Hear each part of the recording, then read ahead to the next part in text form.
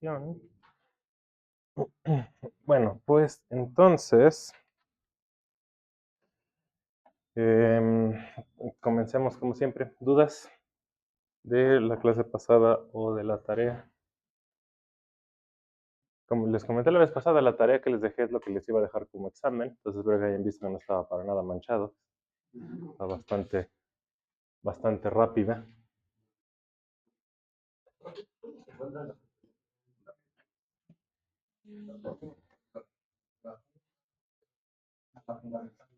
Para los grupos matriciales son las definiciones que vimos. Aquellas que respetan el producto interno de Rn o Cn. Esa es la fundamental. Como medio les platicaba la vez pasada, el punto es que tiene que ser una representación irreducible. En el lenguaje este que vimos la primera clase de grupos, en el que hablábamos de subespacios invariantes y demás. La representación de spin 1, por ejemplo, que vimos de CU2, esa no es la representación fundamental, porque esa sí es reducible. La puedes factorizar, justo como platicábamos, como el producto de dos representaciones spin 1 medio, que esa sí es la fundamental. Básicamente tiene que ver con eso, con los subespacios invariantes. Sin entrar mucho en detalles. Igual que en cuántica, ese es el procedimiento típico. Si quieren ver más detalles de eso, de cómo se hace esa descomposición y demás, o sea, es el mismo procedimiento que en cuántica, con operadores de ascenso y descenso y demás. El libro que seguimos para esta parte de grupos, que no vimos todo, pero les recomendaría que revisen lo demás, es el de álgebras de Lie en física de partículas, el que le subí también a Classroom. Échenle un ojo a ese, en el que ve varias aplicaciones de grupos a partículas elementales. No nada más lo que vamos a ver nosotros, sino también para isospin, explica el spin, mecánica cuántica y demás. Entonces échenle un ojo ahí para que vean más acerca de las cosas de grupos que no nos dio tiempo de ver a nosotros.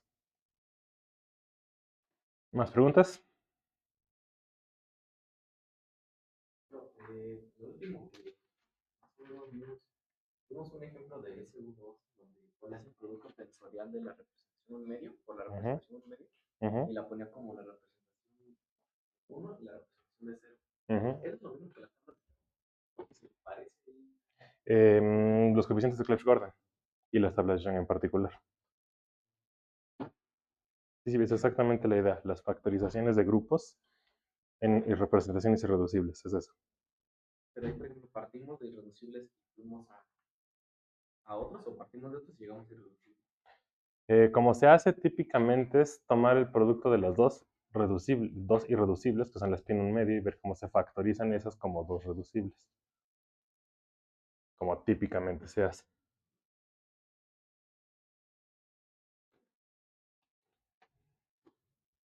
Entonces, más acerca de lo de la representación adjunta, ¿eso sí quedó claro?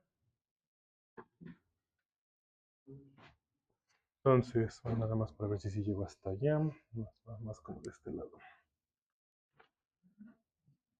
Por aquí así.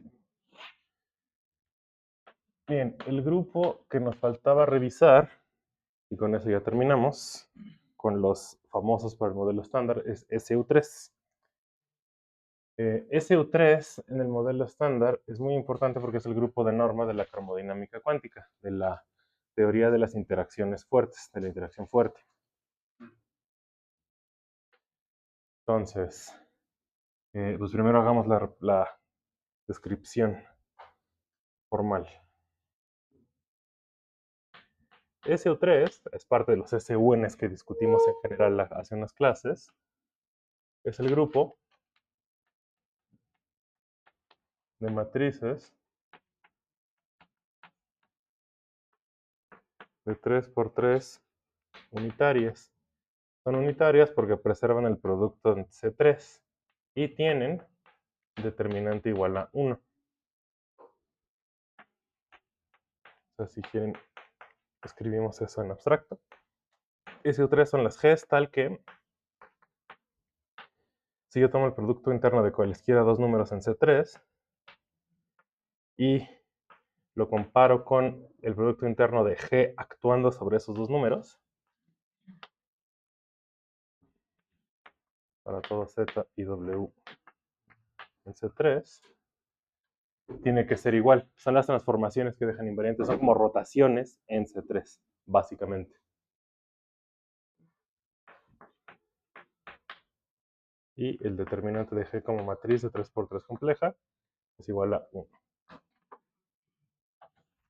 Entonces eso es SU3 de la definición general, como grupo matricial.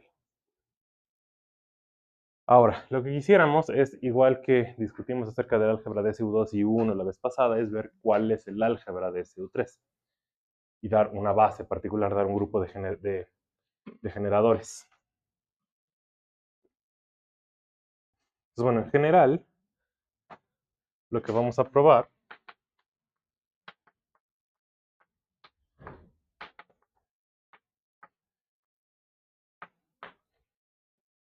es la demostración general para ver cómo es el álgebra de algún grupo de este estilo, que preserva alguna especie de noción de producto interno. Casi siempre tiene esta estructura, lo que vamos a hacer. Entonces, lo que vamos a mostrar en general, y ustedes harán una demostración análoga para el grupo de Lorentz de tarea, es la siguiente. Vamos a mostrar que el álgebra de SUN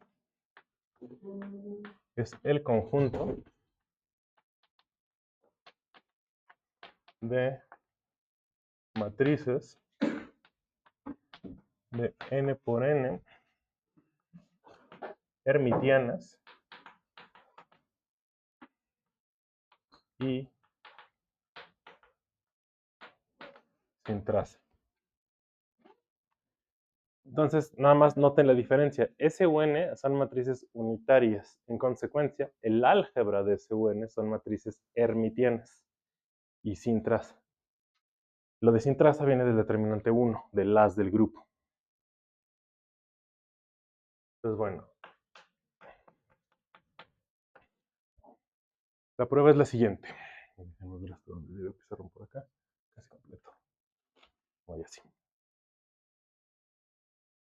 Entonces, lo que vamos a hacer es, igual que cuando dedujimos el álgebra en general de SU2, la clase pasada, ¿se acuerdan? Fue considerar una trayectoria en el grupo. Se puede hacer porque recuerden, un grupo de Lie es una variedad diferencial. Entonces vamos a tomar una trayectoria aquí, tal que pase por la identidad. Y vamos a analizar cómo se comporta esta condición cuando este elemento del grupo es una de esas trayectorias.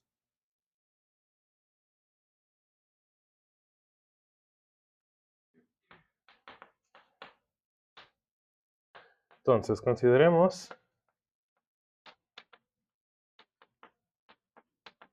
una trayectoria gamma que va de R a SUN,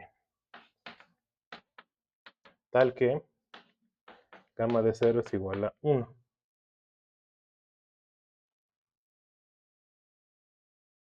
Como esa trayectoria está en SUN, eso significa que cuando yo evalúo justo esto para cualquier parámetro R y lo aplico a un número complejo en Cn, tiene que cumplirse esto. Es decir, el producto interno de Z con W tiene que ser igual al producto interno de gamma, déjame llamarle tau, por Z, y gamma de tau por W. Y eso tiene que pasar para todo Z, W en Cn y tau en R. Eso significa que la trayectoria esté en SUN, que no importa en qué real yo evalúe la trayectoria, siempre voy a tener un elemento de SUN. Entonces, cualquier elemento de SUN cumple esto. ¿Ok?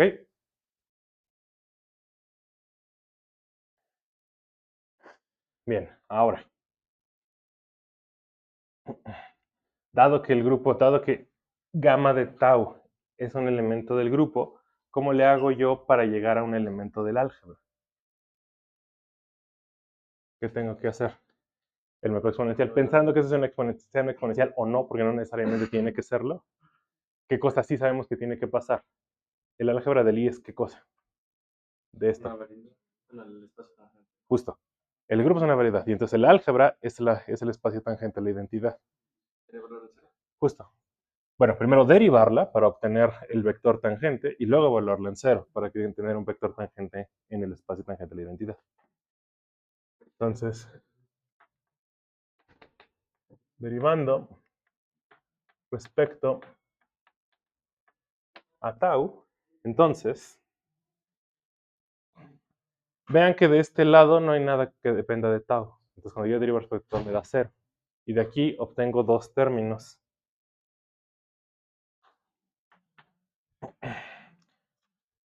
Ahora que lo escribamos explícito va a quedar claro por qué, pero noten que de aquí, cuando yo derive respecto a tau, voy a obtener dos términos por regla de Leibniz. Entonces es un producto interno. Lo que estás tomando es este por este, en Cn. Entonces la derivada sobre eso va a darme dos términos. El primero es la derivada del primero por el segundo más el primero por la derivada del segundo. Y luego, evaluando en tau igual a 0, el lado izquierdo me sigue dando 0 porque no depende de tau, y el lado derecho, ¿cómo me queda? Me queda gamma prima en 0 por z, y luego, ¿qué pasa con este término de acá? Justo, ¿cuánto vale gamma de 0? Es la identidad. Entonces me queda directamente nada más el w más z por gamma prima de 0 por w. Bien, entonces, noten que por definición, gamma prima de 0 está en el álgebra.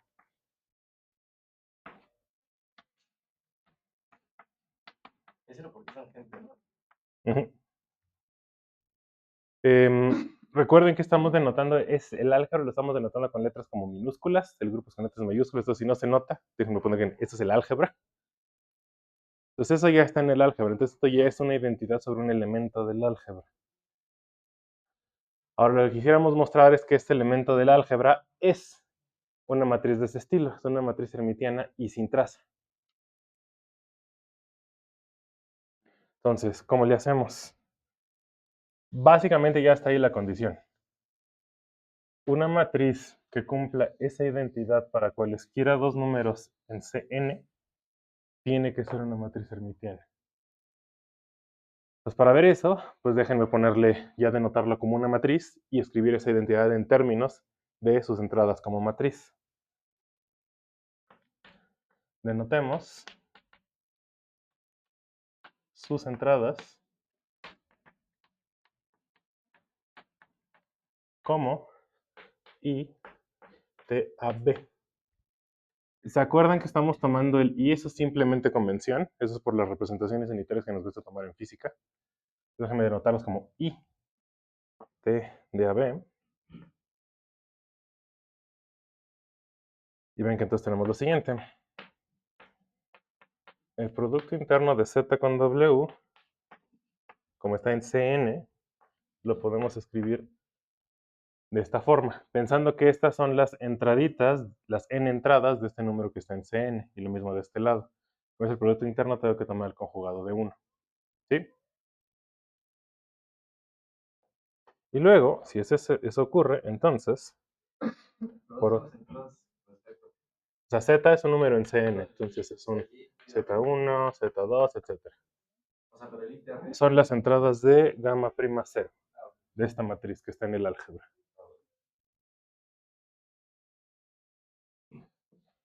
Entonces, por un lado, tenemos eso. Y por otro lado, gamma prima de 0 actuando por z. Entonces, en términos matriciales, usando índices, es esta expresión. Esto lo que está denotando es la matriz T multiplicada por el vectorcito columna Z. Entonces, renglón por columna, renglón por columna. Por eso es el índice de suma aquí. Como siempre, la convención del primer índice es renglón, segundo índice es columna. Y son índices repetidos, entonces estamos utilizando la convención de suma. ¿Sí? Ok, entonces ya que tenemos eso, nada más toca tomar estas expresiones, enchufarlas aquí y simplificar.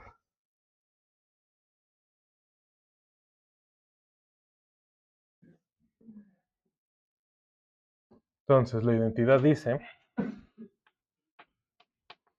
déjenme poner el numerito para que quede claro que estoy haciendo, esto en 1, donde 1 es esto, queda 0 es igual a, es T por Z, Producto Interno con W. Entonces eso es T por Z, que es esto, y TAB, ZB por W barra A. Primero analicemos este. Vean lo que estoy haciendo. Estoy multiplicando. Esto de aquí es la entrada número A de gamma por Z. ¿Ok? Y esto es la entrada A de el conjugado de W, que va en la segunda entrada. Como estoy tomando el producto interno, la convención es las componentes del primero, las componentes del segundo, sumadas. Es lo que estoy haciendo aquí. ¿Ok? Si quieren, déjenme poner en este renglón un paréntesis para que se note que estoy multiplicando con qué. Y en el otro queda, y lo voy a poner explícito para que quede claro dónde salió ese menos, más es ZA multiplicado por la entrada y, déjenme ponerlo como,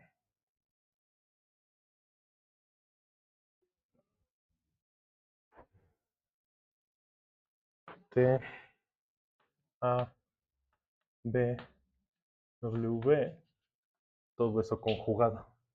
Así. ¿Sí? Eso es este con este y el de abajo es este con este. Luego, calculo el conjugado. El conjugado es entonces, y ahora sí, sin el paréntesis, TAB, ZB, W conjugado A. Como estoy conjugando y aquí tengo un I, me queda un menos I. Menos I veces TAB conjugado por ZA por W conjugado. Noten que aquí, como ya estoy hablando nada más en términos de las entradas, da igual cómo lo estoy multiplicando. O sea, ya son numeritos complejos aquí, entonces están conmutando. La ventaja de siempre de la notación de índices.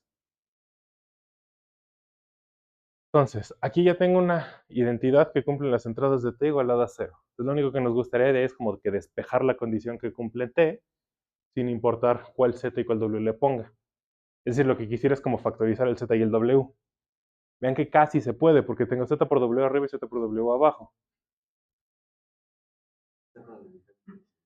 Nada más el inconveniente, por supuesto, es el índice. Este está con A, este está con B, este está con B, este está con A. Pero pues eso simplemente se arregla haciendo ¿qué cosa? Renombrando los índices y factorizando. Aquí renombrando. Justo, y eso es lo que queremos, para que cambie cuál está sumándose con cuál. Exacto. Entonces, déjenme ver cuál quiero. Déjenme renombrar de acá. Aquí renombren A con B. Queda igual a I veces TAB, esto se queda igualito, ZB, W conjugado A, menos I veces, el A lo cambio a B, entonces T conjugado BA, Z era A, así que ahora Z tiene B, y W era B, así que ahora W tiene A. Y entonces ahora sí ya tienen los mismos índices en los dos términos, el Z y el W, y ya los puedo factorizar. Y también la I, como ven. Esto queda igual a I veces, y vean que queda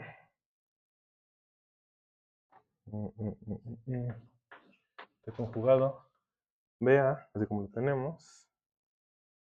Si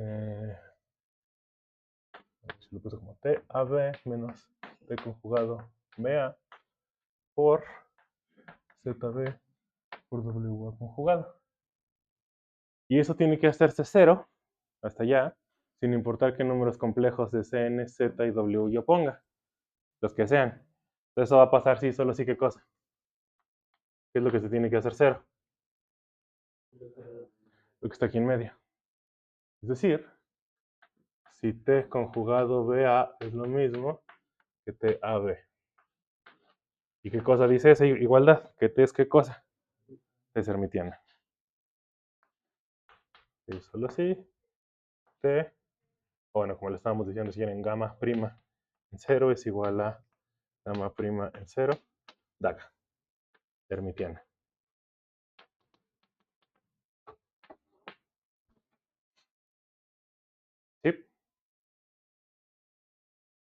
Entonces, ese es el álgebra de SUN. Importantemente, pensando que hicimos esta factorización de la I, porque si no, lo único que obtenemos es nada más, que va a ser anti-hermitiano. Ok, entonces.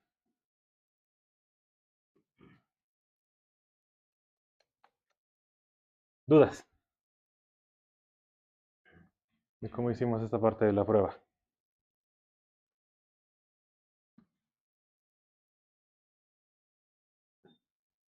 ¿No? Ahora, importantemente, otra cosa que hace falta es, lo que hicimos fue tomar una trayectoria arbitraria, entonces llegamos a un elemento arbitrario del álgebra y mostramos que ese elemento arbitrario del álgebra es hermitiano.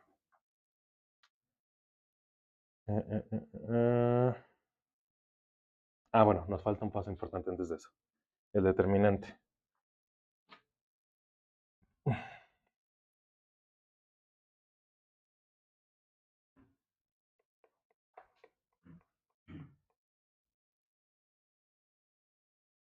Ok, por último, bueno, más bien primero al revés, déjame empezar primero con el otro. Esa muestra de cualquier elemento del álgebra es de ese estilo. Sin embargo, para completar la prueba y estar bien seguros que no estamos dejando nada afuera, porque como les decía, esta curva puede no necesariamente ser un mapa exponencial, lo otro que haría falta es probar que cualquier exponencial de estas nos lleva a un elemento de SU3. Eso sería como probar la doble contención. ¿Sí? Esa parte nos la vamos a saltar. Es básicamente lo mismo, nada más que al revés. Como que la prueba es como que a la inversa. Más o menos. Pero los pasos son los mismos. Se utiliza la misma definición del producto interno en CN y demás. Entonces, esta parte me la voy a saltar. Nada más sepan que se tiene que hacer. En la demostración que van a hacer ustedes de tarea para el grupo, que van a analizar ustedes, si la tienen que hacer. Está como inciso aparte. Pero lo del determinante es lo que sí quería que hiciéramos explícito. Entonces, acá bien. Es necesario probar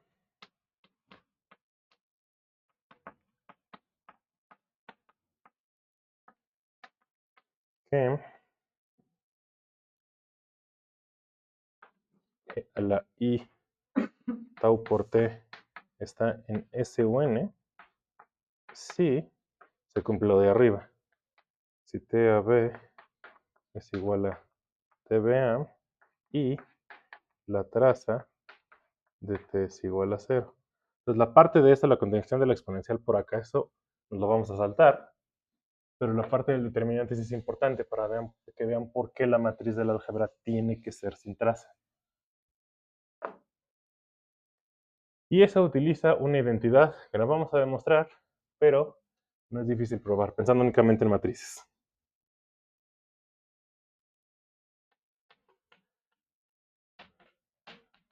Para la traza,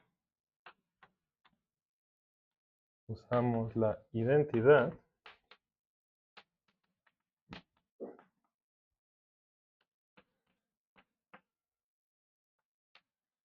resulta que se puede mostrar la siguiente identidad. El determinante de la exponencial de una matriz, la exponencial de una matriz, como saben, es otra matriz. Entonces le pueden calcular el determinante. Resulta que eso es igual a la exponencial a la i de la traza de la matriz T. Entonces resulta que eso se puede demostrar. No sé si alguno lo ha utilizado ya en alguno de sus cursos, a lo mejor en ecuaciones diferenciales o así. Bien, pues dando esto por hecho, si g, la exponencial de IT, está en SUN, entonces el determinante de g es 1. Como el determinante de g es 1, eso significaría entonces que 1 es igual a e a la i por la traza de t. Y si la exponencial de esto a la i es 1, eso va a pasar. Eso implica que la traza de t tiene que ser 0. Entonces ahí es donde viene la relación. Si en el grupo las matrices tienen determinante 1, en el álgebra no tiene que tener traza.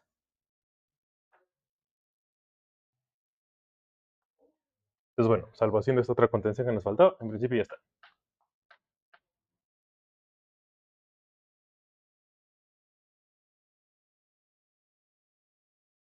¿Dudas? El calculito este que hicimos de la demostración.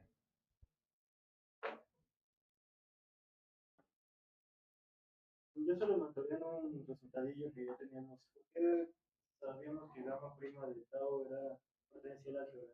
Gamma prima en cero, importantemente, porque el álgebra es eso. El álgebra es como lo vimos nosotros, pensando en el grupo de Lie como una variedad diferencial, el álgebra es el espacio tangente a esa variedad en un punto específico, en la identidad. Entonces, como saben, para llegar a un vector tangente a un punto, o algo que pueden hacer es tomar una trayectoria, derivar esa trayectoria respecto al parámetro y evaluarlo en un parámetro particular para tener un vector tangente a ese punto. Entonces, si gamma de cero es la identidad, entonces gamma prima de cero es un vector tangente en la identidad. Y eso es lo que tomamos por definición como un elemento del álgebra. ¿Sí? Y entonces existe una álgebra por cada punto de la... No, el álgebra de Lie es el de la identidad nada más.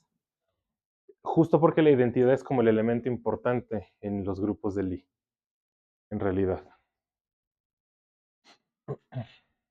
Es allí donde vive el álgebra, en la identidad.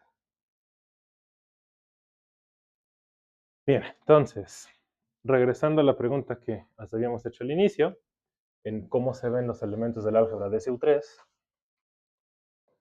pues ahora ya lo podemos contestar.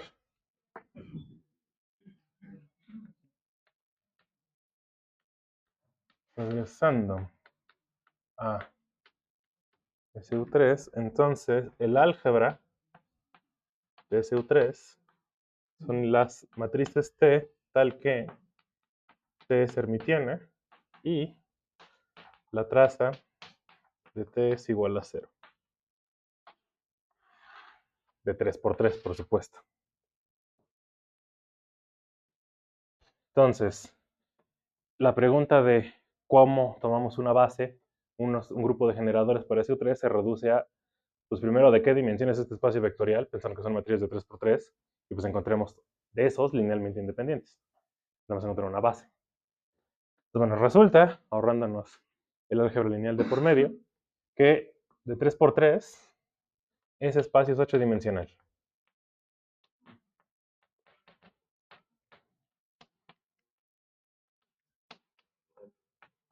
De 8 dimensiones.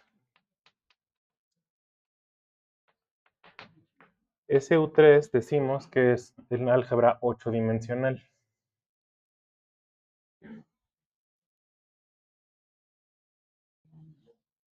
Tus bases son dos matrices. No, son 8 matrices.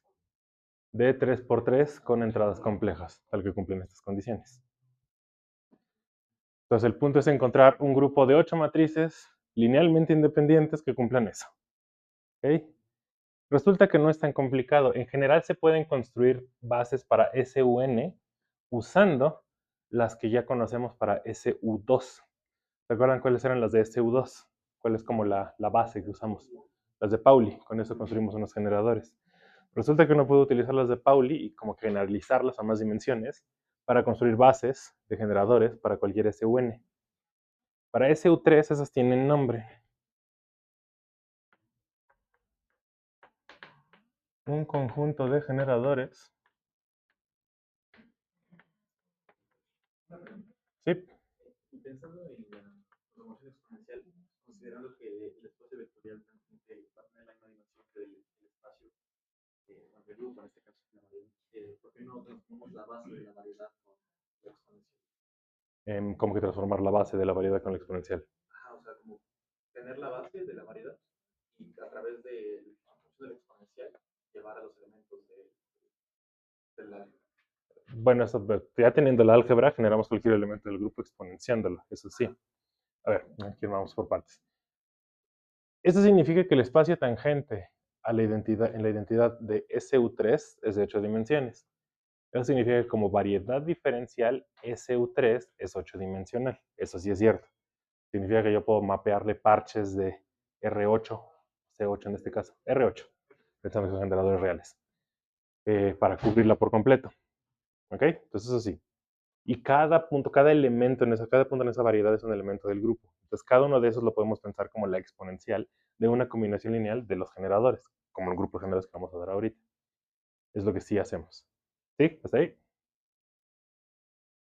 Entonces, en este caso, un conjunto que es el más útil, más utilizado, son las matrices que llamamos de Gell-Mann.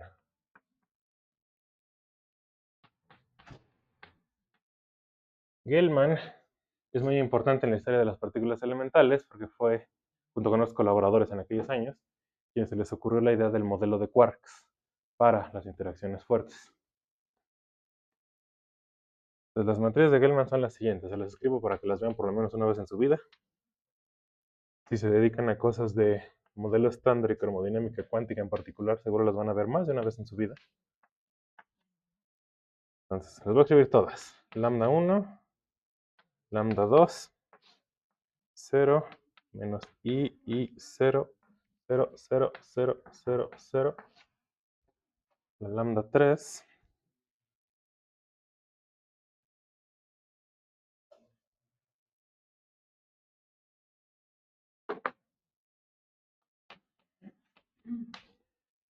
Uno, 0, 0, 0 menos 1, 0, 0, 0, 0. Ahorita sigo escribiendo las demás, nada más noten que de estas tres pues les deben ser familiares. ¿A qué se parecen estas tres?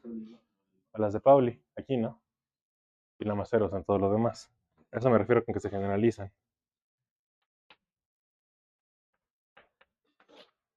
0, 0, 1, 0, 0, 0, 1, 0, 0. Esa es la 4.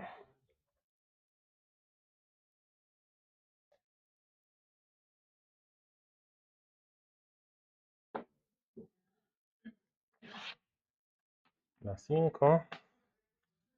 0, 0 menos I, 0, 0, 0. Y 0, 0. La 6. 0, 0, 0. 0, 0, 1, 1, 0, 0. La 7. 0, 0, 0, 0, 0 menos I, 0, I, 0.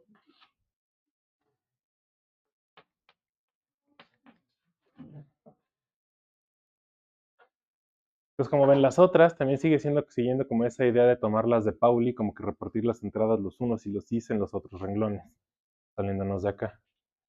Entonces sigue ese patrón hasta la última, que se fija básicamente con todas las demás, ya no es que se fijaron las demás.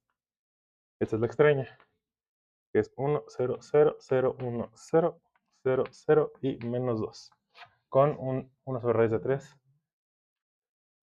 para cumplir el álgebra. Entonces, se ven estas cosas.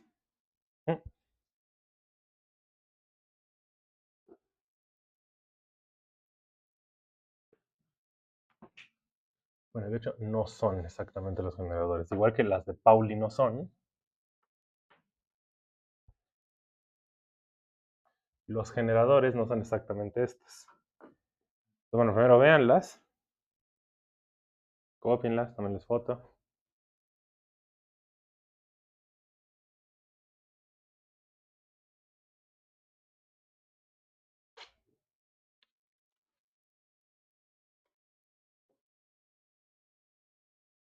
Ok, ahora.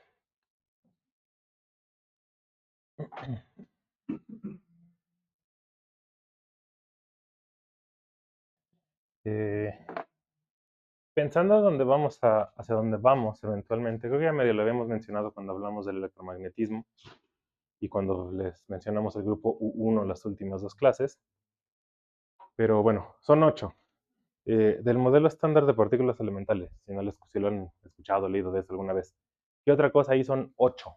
Bueno, a la gente le gusta decir que son 8. Justo. En realidad es un espacio con 8 grados de libertad. A mí me parece mejor decir eso, pero a algunas personas les gusta decir que son 8 gluones distintos.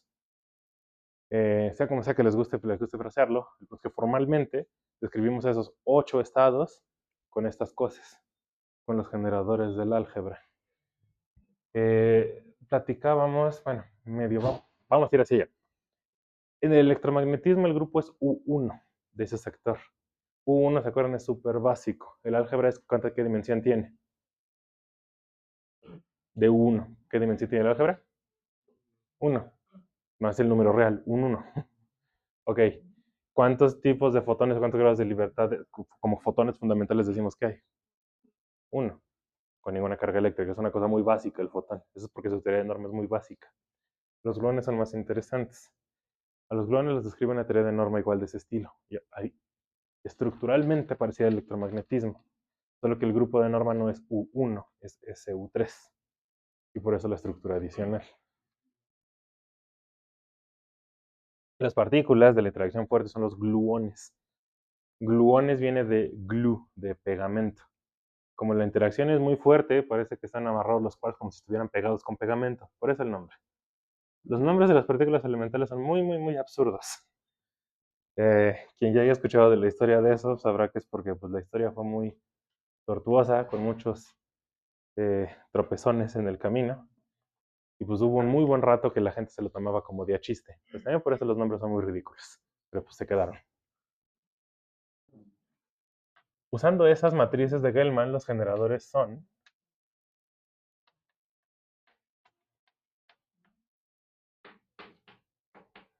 un medio de esos lambdas As.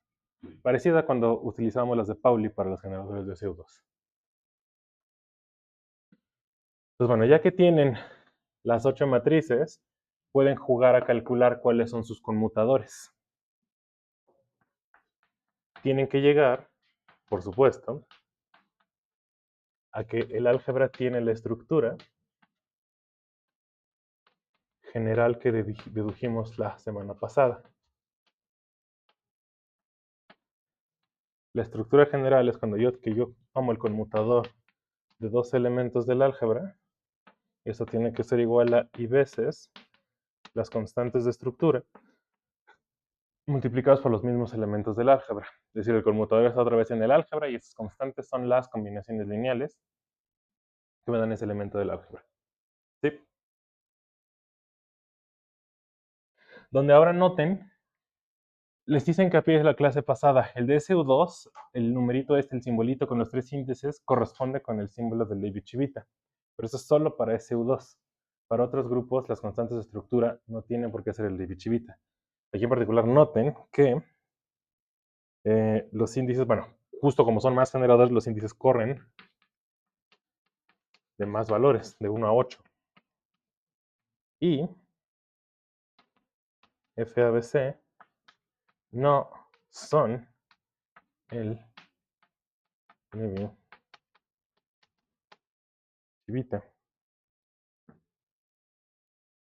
Justo como los índices toman, o sea, el Leibniz-Civita es importante porque tiene como el mismo número de índices que los valores que pueden tomar los índices. Para eso de las permutaciones pares e impares. O sea, si el índice de Leibniz-Civita con 3 índices, los índices tienen que correr de 1 a 3, si no, no tiene sentido. Aquí no. Los índices de las constantes de estructura siempre son 3, pero los valores que toman esos índices pueden cambiar. Entonces, ¿cómo calculamos las constantes de estructura del grupo si ya tenemos una base, si ya tenemos un grupo de generadores? ¿Cómo le harían para calcular esas Fs? No se los voy a dejar, ¿cómo le harían? No es bajo amenaza.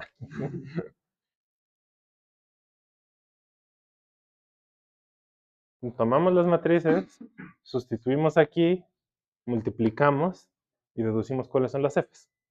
Sí, pues eso, o sea, es tal cual. Toma el conmutador, por ejemplo.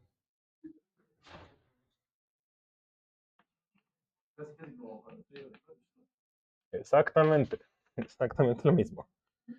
Por ejemplo, si ustedes calculan el conmutador de la T1 con la T4, no es difícil probar que eso les sale I veces la T7. O sea, tal cual, nada más multipliquen las matrices y van a ver que les da eso. Como dio I veces la T7, de aquí que leo. Que el F147, ¿cuánto vale? La I la factoricé, entonces, 1. Y entonces, el FI4C Cuando C es distinto de 7, ¿cuánto vale? 0, porque es la única componente que sale, la componente 7. Todos los demás son 0, etcétera, etcétera. ¿Sí? Y así habría que hacerlo con todas las matrices. Así es como se deducen las constantes de estructura.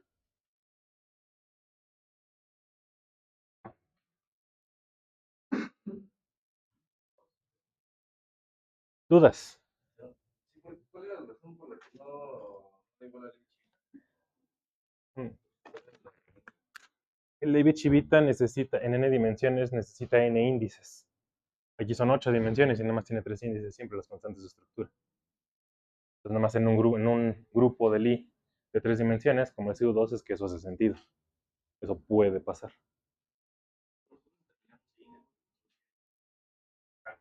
Sí, o sea, tal cual. O sea, enchufen las matrices y multiplíquenlas. O sea, es tal cual la talacha. Como pueden corroborar, supongo tú y tú. Y sí se los dejé en física nuclear. Por allá, Rafael, y por acá. Una pregunta, ¿ahí el conmutador tiene que el segundo componente es el conjugado o es El conmutador de la matriz normal es tal cual nada más. T1 por T4 menos T4 por T1. Físicamente, ¿qué significan constantes? Como vimos la clase pasada, la interpretación más como física tangible de las constantes de estructura son que forman la representación adjunta. La representación adjunta es súper importante porque si resulta que, como se ocurre con el modelo estándar, los elementos del álgebra corresponden con las partículas mediadoras, la representación adjunta, como decíamos, tiene la dimensión adecuada para actuar sobre un espacio vectorial de la dimensión del espacio de generadores del álgebra. O sea, si este espacio es de dimensión 8, la representación adjunta son matrices de 8 por 8. Entonces pueden actuar sobre estas. La representación adjunta es importante, entonces las constantes de estructura, porque es el cómo transforman esas matrices, el espacio donde viven las partículas mediadoras ante transformaciones del grupo. Como vamos a ver, eso se traduce en antetransformaciones de norma. Entonces esa es la información que está contenida aquí. Bueno, en general está contenida toda la información del grupo en la forma que ya discutimos la semana pasada. Pero tal cual como más tangiblemente el modelo estándar es por la representación adjunta.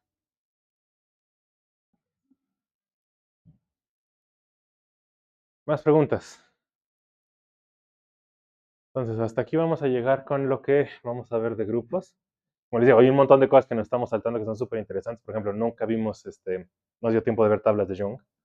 Este tipo de cosas las tienen que checar ustedes por su cuenta. O sea, nada más vimos que 2 semanas, 3 semanas de grupos. Eso es básicamente nada. Entonces, revisen la bibliografía. Hay muchas otras cosas que se pueden estudiar. Nosotros nos vamos a saltar ya con esta información que recopilamos, ahora a tratar de ver cómo aplicar todo lo que hemos aprendido hasta ahorita, ahora sí ya para llegar a teorías de norma y gravedad. La otra parte del nombrecito del curso. Entonces, si se acuerdan, el objetivo final era ese, era reunir como las herramientas matemáticas necesarias para entender las teorías como el modelo estándar y teorías como la relatividad general de Einstein.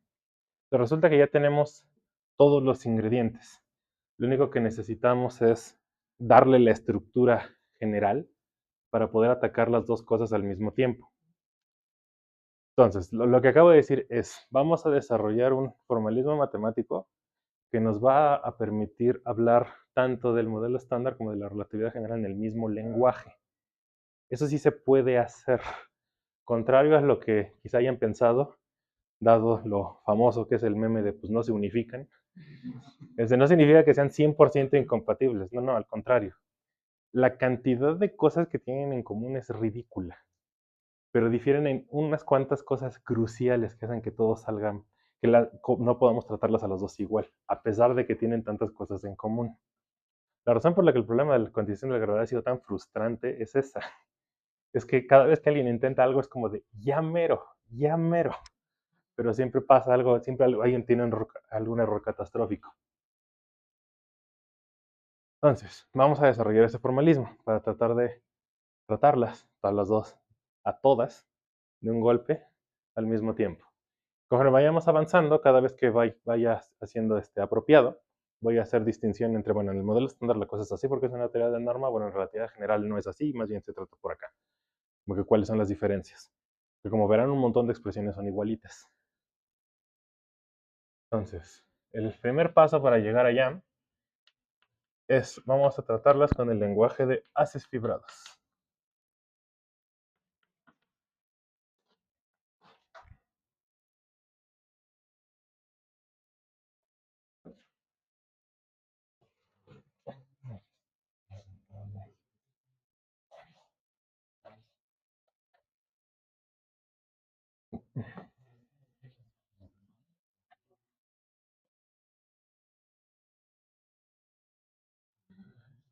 Un haz fibrado no es un concepto novedoso tampoco. Ya tenemos, con lo que hemos visto hasta ahorita de geometría y variedades, ya tenemos varios ejemplos de haces fibrados, nada más no les hemos llamado así. Entonces déjenme les doy la definición. Un haz fibrado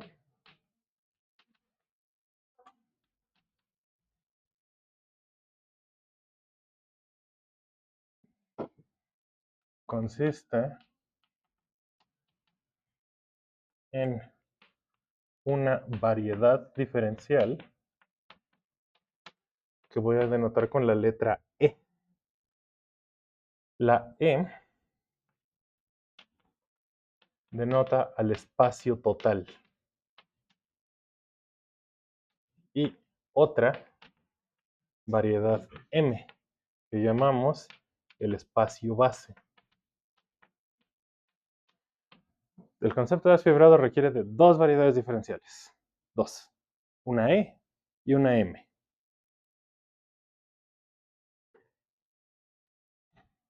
De forma tal que ambas están relacionadas a través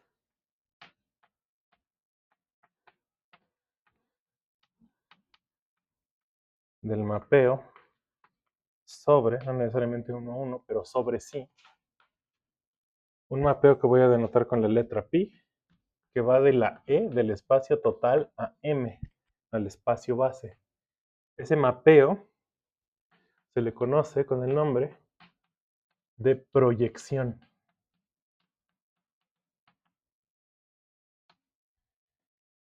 Eso significa que ese mapeo tiene que cubrirme a toda la variedad M.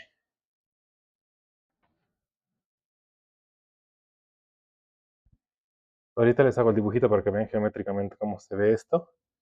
Para que el dibujo haga más sentido, déjenme definir primero otra cosa, lo que se llama la fibra, que es lo que le da el nombrecito de haz fibrado. Entonces, ok. Dado un punto P en M, no en E, en el espacio base, en la M,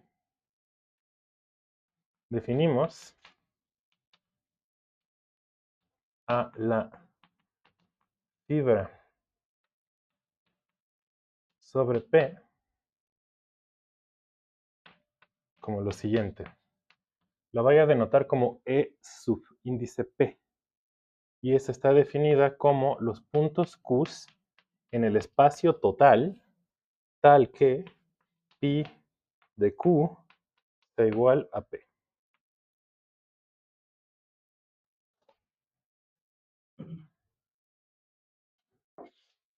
Entonces, eso es un haz fibrado. ¿Ok? Ahora, esto geométricamente, ¿cómo se ve? Voy a dibujarlo de esta forma.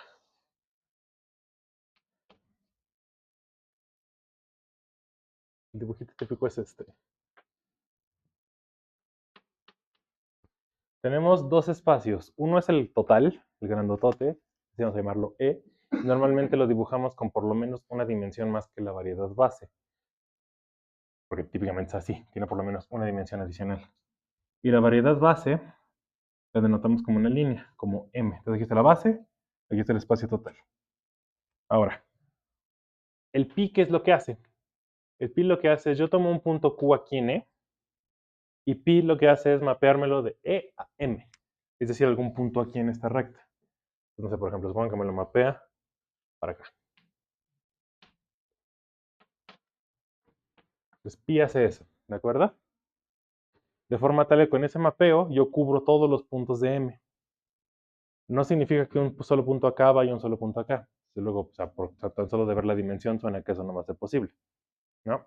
Que va a haber un montón de puntos acá que a lo mejor los van a pegar al mismo P. Eso justo es lo que queremos. Eso es, a todo el conjunto de puntos de aquí arriba que van al mismo P, es lo que llamamos la fibra sobre P. La fibra sobre P, entonces, es un conjunto de este espacio, ¿sí?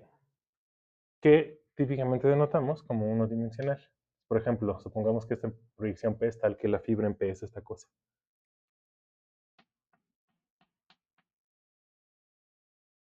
¿Sí? Entonces, todos los puntos en EP, esta es la fibra en P, son tales que el pi los manda para acá, pi lo mando para acá, pi lo mando para acá, pi lo mando para acá. Ahora, eso significa que si, por ejemplo, yo dibujo, tomo otro punto P acá, su fibra a lo mejor va a andar por acá. Otro punto P por acá, a lo mejor su fibra va a andar por acá. ¿Sí? Pero el punto es que yo puedo cubrir a toda M así. Eso significa que, en principio,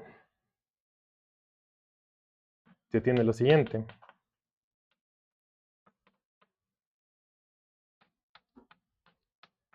Si yo considero la unión sobre todos los P's en M de las fibras, eso tendría que darme el espacio total, la E mayúscula.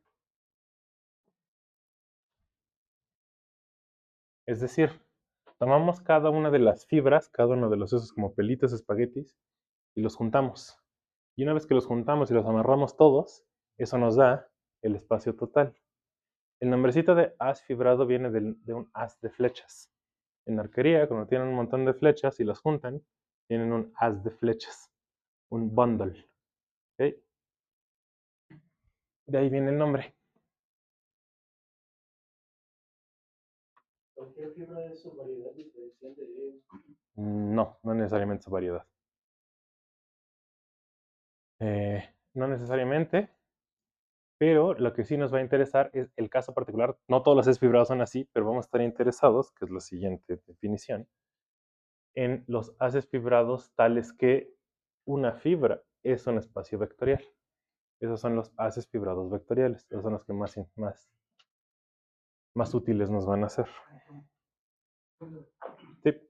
Entonces las fibras pueden presentarse una anomalía de que...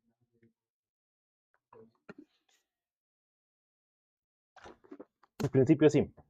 Ahorita como que el dibujito es como de topología y geometría como muy básica, además es un plano y una raya, pero la idea es que vamos a permitir que la estructura de ambas variedades tenga geometría rica.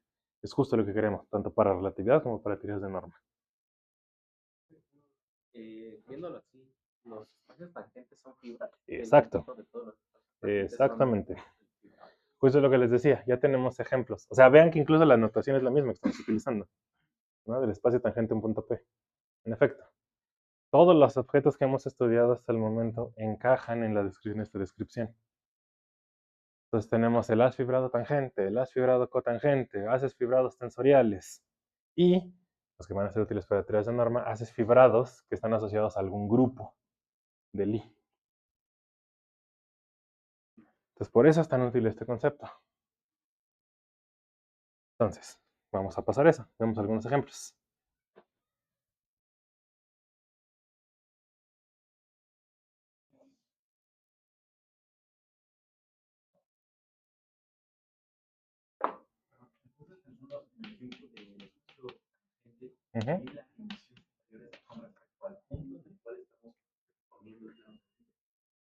¿Cuál dimensión superior? O sea, de acá.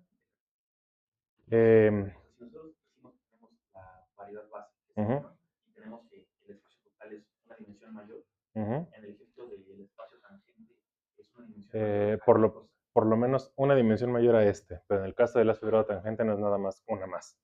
Es de hecho una potencia de. Entonces, a ver, primero empezamos con uno más básico antes del tangente. Exacto, o sea, cada uno de esos es como de n dimensiones, entonces juntamos todos esos y a todos esos les damos una estructura de variedad diferencial. Porque es como, la pregunta sería como decir que P tiene la misma dimensión en el caso de un solo espacio tangente. De aquí dices. Ajá, pensando en las tangentes, sí, este espacio vectorial de esta fibra tendría la misma dimensión que esta variedad. En este caso sí. Pero pensando en el tangente y en el cotangente nada más. En general la dimensión no tiene por qué tener esa correlación. Caso en punto, por ejemplo. El más básico es el que llamamos el haz trivial, el haz fibrado trivial.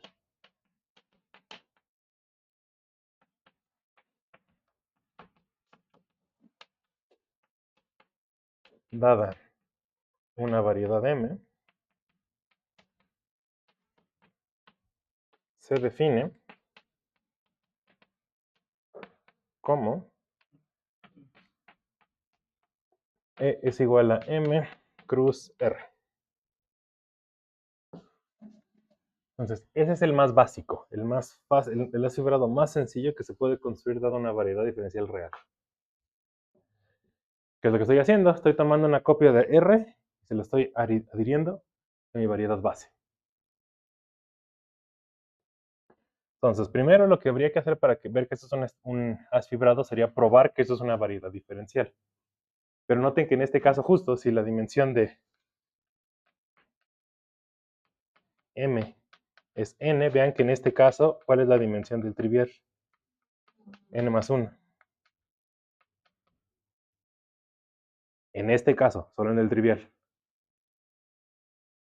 Entonces, primero habría que mostrar que esto tiene estructura de variedad diferencial. Habría que dar abiertos y demás cosas, funciones de transición, todo lo que ya vimos. M ya trae esa estructura, nada más lo único que tendremos que hacer es ver cómo pegarle R sin romper justo esa estructura de suavidad. Eso se puede hacer, no es muy difícil de probar. Entonces, habiendo probado eso, ahora hay que dar toda la estructura. Ya tengo mi base, ya tengo mi E, pero ahora me falta mi mapeo proyección. Tengo que dar un mapeo sobre. Y la proyección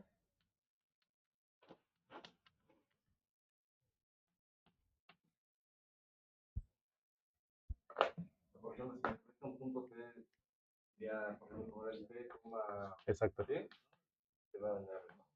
Entonces, fíjense que todo punto QN es de la siguiente forma. Si estoy tomando un producto cartesiano, entonces un punto Q en la fibra, ¿cómo se ve? Como P, alfa, por ejemplo, ¿no? O P, X. Pues P, X. Bueno, alfa. Con P en M y alfa en R. ¿Ok? Esa sería una manera de representarlo. De hecho, ahí habría una manera de darle coordenadas, por ejemplo, a la E, usando un sistema de coordenadas en la M. Ahora, el punto es que todo punto QN se ve así. Entonces, ¿cómo definirían a la proyección? Pi lo que tiene que hacer es comerse un punto Q. Entonces tiene que comerse un P, alfa. La proyección tendría que mandármelo directo a la M, que es como lo más obvio. Quita la alfa y mándalo a P. ¿Se puede pensar a Minkowski con un desfibrado trivial? Cualquier Rn, en realidad. Como que reduciéndole la dimensión en 1. O sea, ¿qué quiero decir? Un ejemplo de ese haz fibrado, el más básico que conocen, es cuando M también es R. Si M también es R, el haz fibrado, ¿cómo se llama?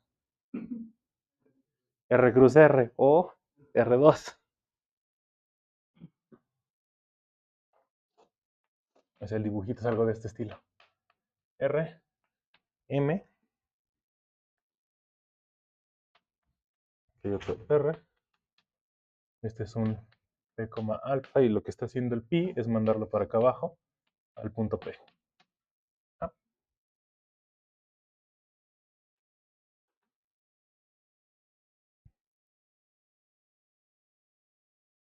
Pues sí, todo el mundo. O sea, esa es como la construcción más básica de un haz fibrado, el trivial, nomás pegarle un R y ya.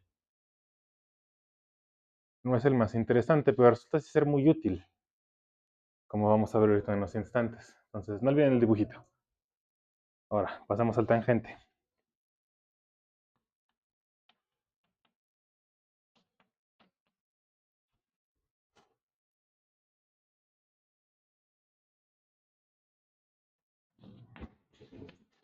dada una variedad diferencial M,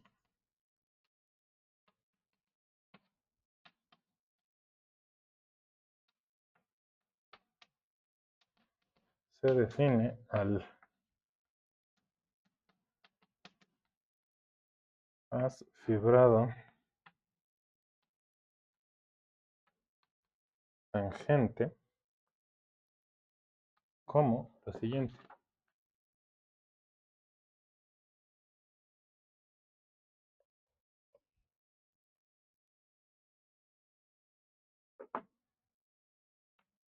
Lo denotamos como TM, así a secas, sin ningún punto P, porque es la unión de todos.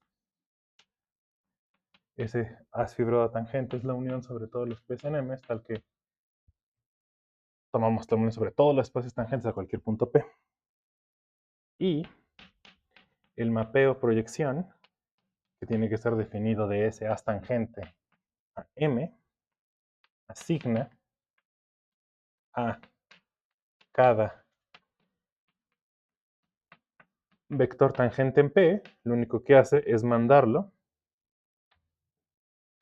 a su punto P.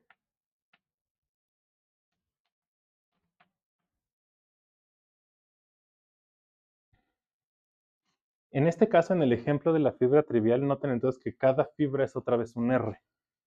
Cada EP es una recta así hacia arriba. En este caso, en la fibra tangente, cada fibra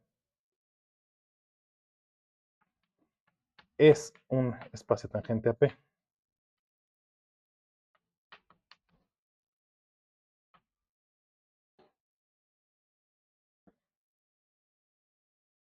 Entonces la proyección requiere que se especifique en qué espacio tangente está.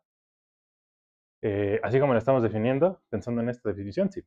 Esta proyección funciona tal que yo necesito saber en qué espacio tangente estaba en cuál de estos, para poder definir este mapeo proyección.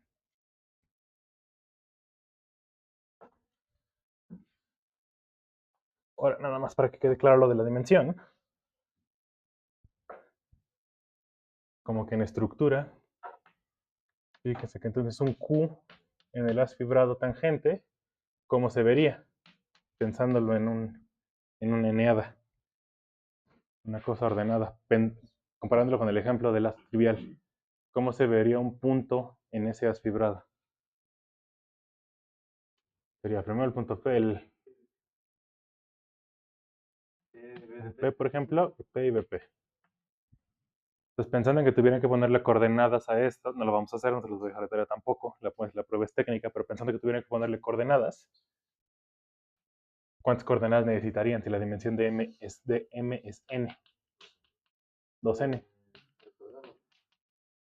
Una N acá y una N acá, 2N. ¿Sí? Entonces, la dimensión del fibrado tangente como variedad diferencial es 2 veces N. ¿Ok? Entonces, no nada más es una dimensión más grande. Depende de cuál es la fibra que estoy poniéndole encima. ¿Sí?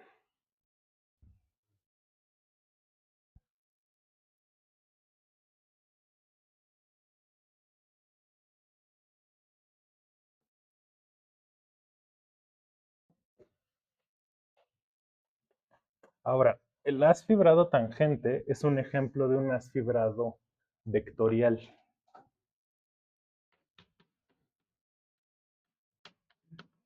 El haz tangente es un ejemplo de un haz vectorial.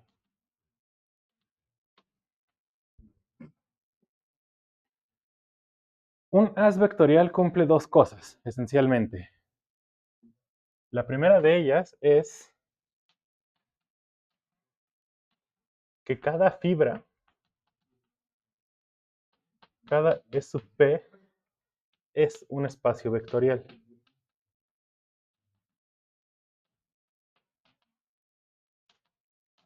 Eso claramente sí lo cumple este. Cada una de estas fibras, cada espacio tangente en P es un espacio vectorial. Pero además tiene que cumplir otra cosa. Básicamente que se pueda hacer esto. No cualquier fibra permite hacer una descomposición tan obvia entre punto de M y punto de la fibra. Esto se puede hacer justo porque, como yo puedo definir un abierto aquí en M, puedo pensar como en coordenaditas y ponerle coordenaditas a esto. Y gustan coordenadas, también puedo pensar en los componentes de acá. Como que en ese caso hay una descripción como muy obvia para darle una estructura de variedad diferencial. Eso básicamente, el término fino para eso es que es localmente trivial. Y es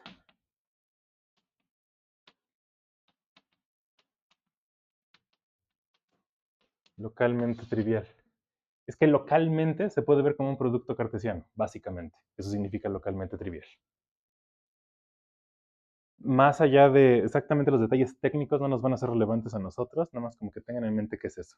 Y eso es gracias a la estructura de variedad diferencial que podemos hacer esto.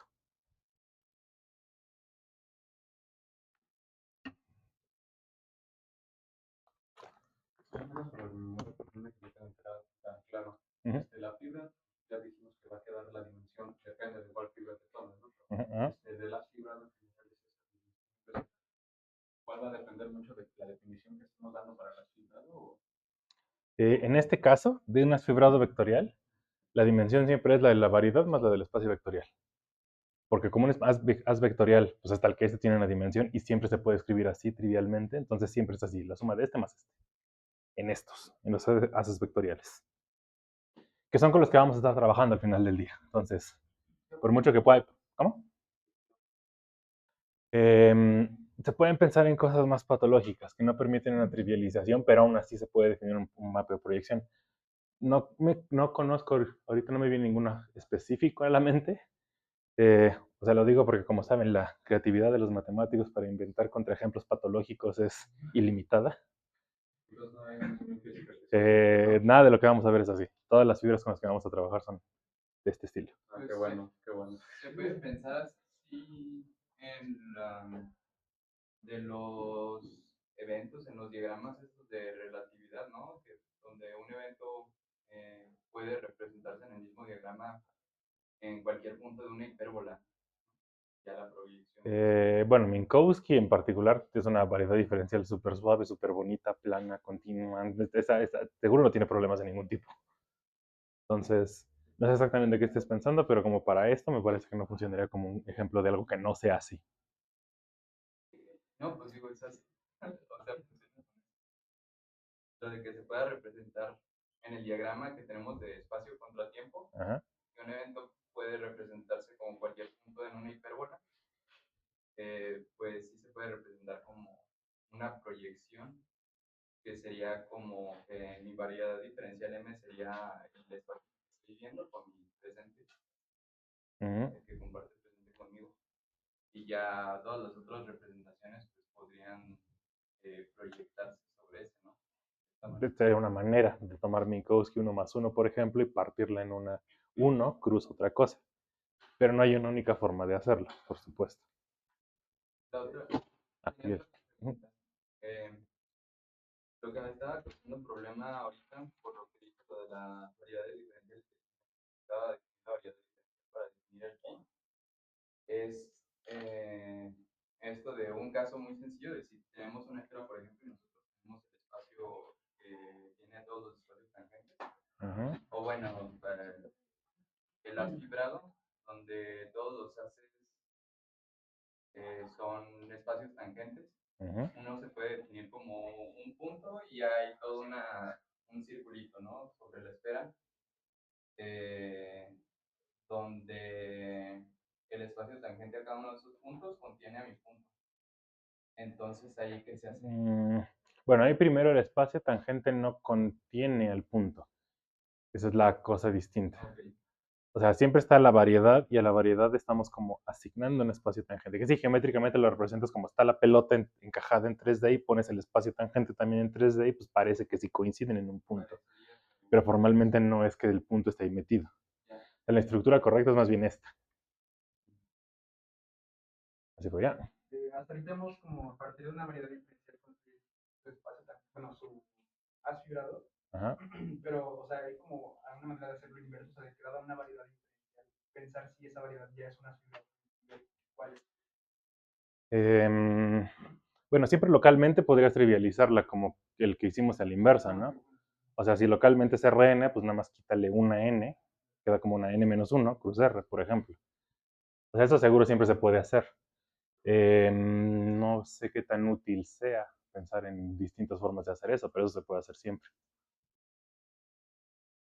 Ok, el siguiente concepto que necesitamos... El hecho de que el punto P no esté sobre la tangente es por el no puede tener una dirección, digamos, como que tendría estas direcciones el vector de velocidad cero. Entonces, que puede tener algo así como formalmente no son el mismo espacio. O sea, una cosa es el espacio tangente, que es una cosa plana, y otra cosa es la superficie de la esfera, que es una cosa curva. Aunque en efecto puedes agarrar ambas y ponerlas en una dimensión mayor, por ejemplo en R3, y ver que pues sí, como que las puedes superponer, y de ahí viene justo el nombrecito de tangente, porque lo toca en un punto. Formalmente no es que sean el mismo tipo de objeto, o sea, tienen la misma dimensión, entonces como que puedes definir un mapeo de uno a otro y demás, por lo menos localmente. Pero como que geométricamente la mejor forma de pensarlo, como lo decíamos al inicio de la clase, es que en la variedad están los puntos P y en los espacios tangentes donde viven las flechitas. Entonces más bien como que en la superficie de la pelota están los puntitos y en el espacio tangente solo hay flechitas ancladas a ese punto. Es la mejor forma de pensarlo. Como que ese punto se convierte en el origen. De dónde sale la flechita. Exacto. Y esto, no sé, a lo mejor ya no se mucho, pero no, esto se parece a lo que vimos de grupos. O sea, como que la variedad es nuestro grupo de Lie y la espacio tangente del álgebra.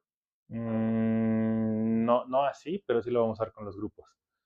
Lo que vamos a ver es que una de las fibras que podemos hacer es suponer que las fibras son un grupo de Lie. Bueno, específicamente nos va a gustar más bien que sea el álgebra de Lie, porque nos va a gustar utilizar una de estas, una fibrado vectorial. Es más como lo vamos a utilizar. Donde vamos a pegar esa álgebra, no como variedad base, no vamos a utilizar el grupo, que es lo que quizás estás pensando, utiliza este lenguaje. La variedad base que vamos a utilizar va a ser la misma para todos. Vamos a definir una variedad de 3 más 1 dimensiones, eso va a ser nuestra M, ese es el espacio-tiempo. Y el espacio-tiempo le vamos a pegar tantas fibras como se nos vengan en gana. O bueno, si quieren más fino, tantas interacciones fundamentales tengamos. A cada fibra le vamos va a tener asignado una interacción. Bueno, interacción y materia también, porque la materia y las interacciones en el modelo, en la física fundamental se tratan por igual. Debe haber una fibra donde vive el electrón, una fibra donde viven los quarks, una fibra donde viven los gluones, una fibra donde viven los gravitones. Y así vamos a tratarlas a todas juntas. ¿Sí? Pero bueno, en esa parte en la que estamos mezclando los espacios, bueno, el espacio real, el espacio-tiempo, y las fibras. Y las cosas raras. Ajá. ¿Qué es exactamente qué serían las fibras si estamos viendo espacio-tiempo? De la misma forma, en el momento, ¿cómo decirlo? En el momento que te sientas cómodo en contestar el spin es físicamente esto y no hagas cara de... En ese momento te vas a sentir cómodo con esa pregunta también. Físicamente lo llamamos grados de libertad internos, básicamente, es lo que decimos. Donde ahí viven grados de libertad físicos. Nada más que pues no son estos, son otros. Pero son igual de físicos. A pesar de que también son otras direcciones. Entonces, vamos para allá.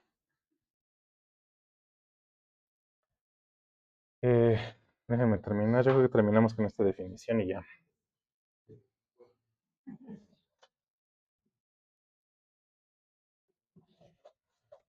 Ok. Tiene un poco que ver con lo de la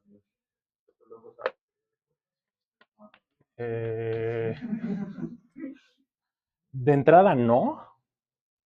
De entrada no, déjame decirlo. Pero pues como saben, como la física no está resuelta, la respuesta a esa pregunta no es un tajante no, nunca va a ser así. O sea, son de momento no, pero pues... ¿Quién sabe?